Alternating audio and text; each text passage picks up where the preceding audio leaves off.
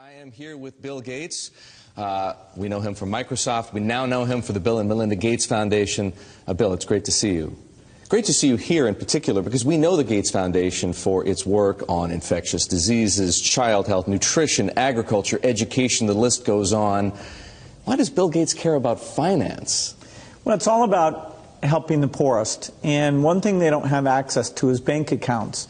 The fee structure, if you have small amounts of money, is just too high.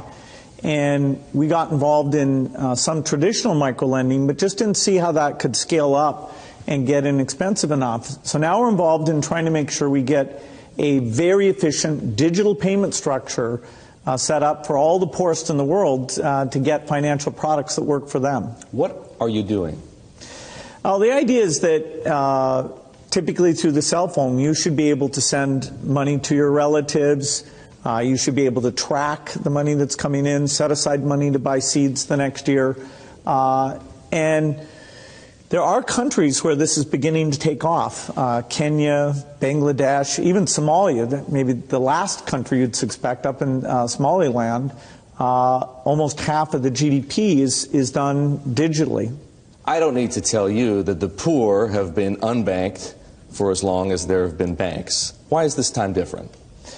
Well, it's really the digital revolution. The poorest have bought cows, stored gold, put currency under their mattress, but they are getting cell phones. And the cell phone capability of identifying who's using the cell phone, letting you look at your spending patterns, that's going to be common sense.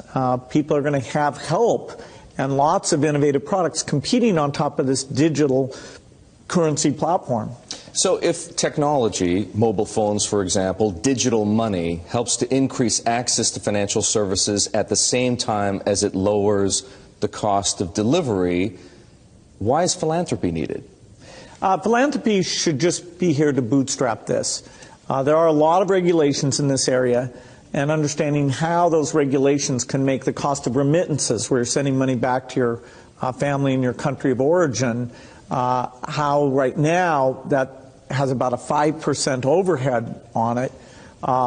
We think we have a role to make sure that, particularly for the smaller transactions, the regulations don't impose those very high costs.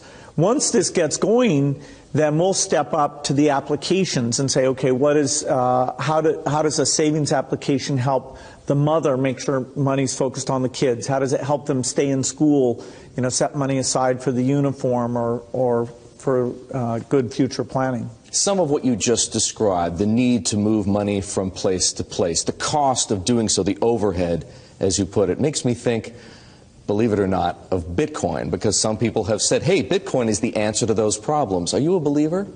Well, Bitcoin is exciting because it shows how cheap it can be. Bitcoin is better than currency in that you don't have to be physically in the same place. And, of course, for large transactions, currency can get pretty inconvenient. The customers we're talking about aren't trying to be anonymous. They're willing to be known. So the Bitcoin technology is key, and you could add to it, or you could build a similar technology where there's enough attribution that people feel comfortable. This has nothing to do with terrorism or any type of money laundering. What kinds of people or private enterprises right now are helping to solve the same problems you're interested in? Well, in some countries, the mobile companies have been fantastic. In a few other companies, it's been the banks. In some countries, it's a startup company that's neither a bank nor a mobile company. In Bangladesh, the bKash offering runs across any phone, and they've gotten the regulations so that they have a product that we think will get very, very pervasive. So entrepreneurs are there. The enablement this creates, if you want to put in, say, electricity in a city, collecting your bills is one of the reasons why the underspending of infrastructure in these areas is a real thing holding back the economy. You mentioned banks. Are the legacy institutions, for the most part, banks, credit card companies, payment processors, friend or foe? Many of them want to have these additional customers, but they have to embrace the idea that the fees are going to be a lot lower. And so they have to find a way to service these new customers. Now, that means these customers aren't going to be coming into their branches, and they can charge a higher fee when you want to actually cash out. But if it's a pure digital transaction, then, you know, you should be paying, you know, less than 1% to move that money from you to a merchant or from you to a friend, even with meeting all the regulatory requirements.